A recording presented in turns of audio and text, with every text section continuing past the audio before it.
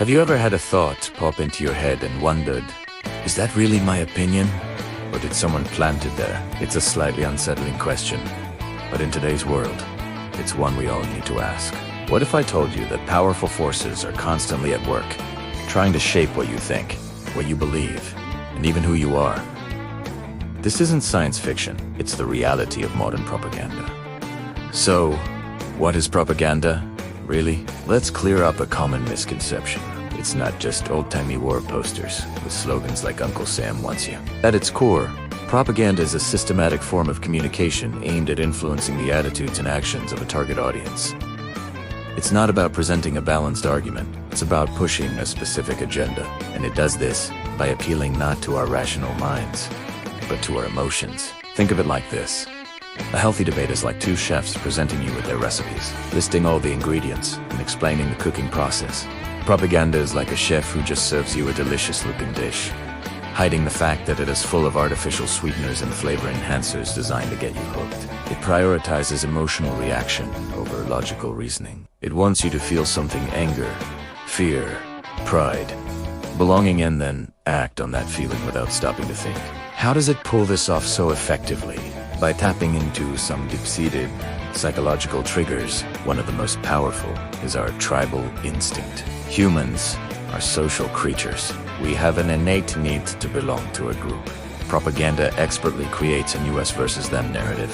It paints one group, us, as virtuous, righteous, and under threat. The other group of them is depicted as dangerous, immoral, or just plain wrong. This triggers our loyalty and makes us want to defend our tribe at all costs, often blinding us to flaws in our own side's arguments. Then there's the power of repetition. Ever heard a jingle on the radio so many times you start humming it without realizing it? That's the illusory truth effect in action. When we hear something over and over again, our brains start to accept it as true, regardless of whether there's any evidence to support it. It's a cognitive shortcut. The more familiar a statement feels, the more plausible it seems. Propagandists know this. They will repeat a simple, emotionally charged message across multiple channels until it becomes a background hum in our society, an accepted fact that no one questions. In the digital age, propaganda has found a supercharged new home. The internet. It's no longer just top-down messages from a government. It's a complex ecosystem of social media bots, shadowy online forums, and algorithm-driven news feeds. Think about your social media feed. The platforms are designed to show you more of what you already like and agree with. This creates a filter bubble, or an echo chamber, where your existing beliefs are constantly reinforced, and dissenting opinions are rarely seen.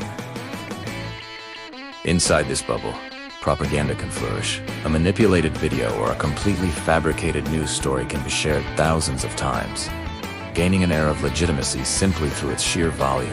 And these aren't just random posts. We're talking about sophisticated, coordinated campaigns. They might use thousands of fake accounts, known as bots or sock puppets, to artificially amplify a message, making a fringe idea look like a mainstream opinion. This is a technique called astroturfing, creating the illusion of a grassroots movement when it's actually orchestrated by a powerful entity.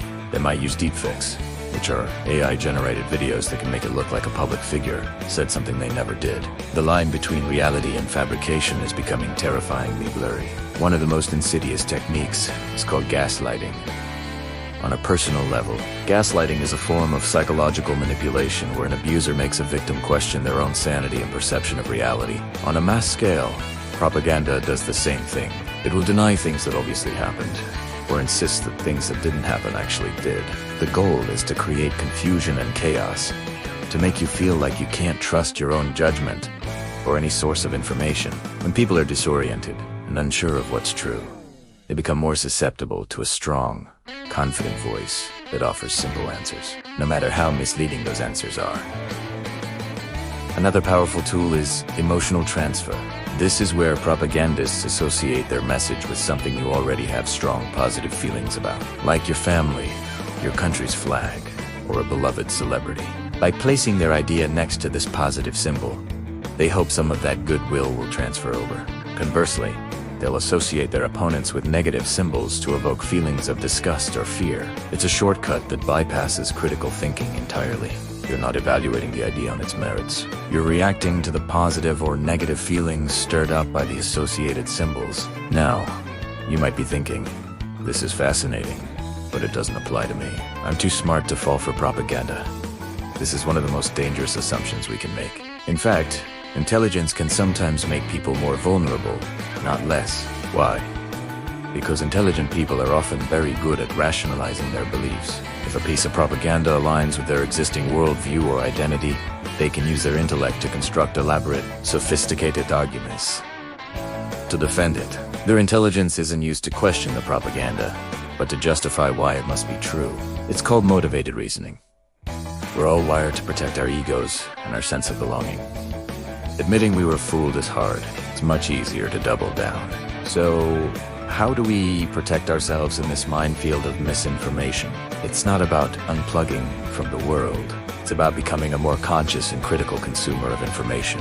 First, diversify your information diet. Actively break out of your echo chamber. If you lean one way politically, make a point to read or watch news from a reputable source with a different perspective. You don't have to agree with it, but you need to understand what other people are thinking and why. Follow experts from different fields and backgrounds. This creates a more balanced and nuanced understanding of the world. Second, practice emotional skepticism. When you come across a piece of content, especially one that makes you feel a strong emotion like outrage or fear, pause. Take a deep breath. Ask yourself, why am I feeling this way? Is this content designed to make me feel this way? Strong emotional reactions are a red flag. It is a signal to slow down and engage your critical thinking brain before you share or react. Third, always check the source. Who is behind this information? Are they a credible news organization with a history of journalistic integrity? Is it an anonymous account on social media? Is it a blog with a clear political agenda? Do a quick search on the author or the organization. Look for transparency and accountability. If you can't figure out who is behind the message, be extremely wary.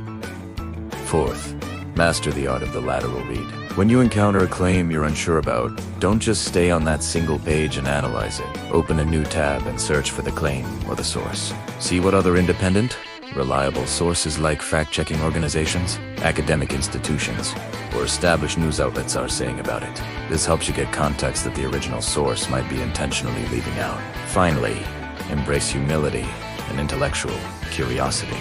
Be willing to admit you might be wrong. The goal isn't to be right all the time. It's to get closer to the truth. Be curious about why people believe what they do, even if you disagree. Have conversations, not arguments. Ask questions instead of making accusations. Propaganda thrives on division and certainty.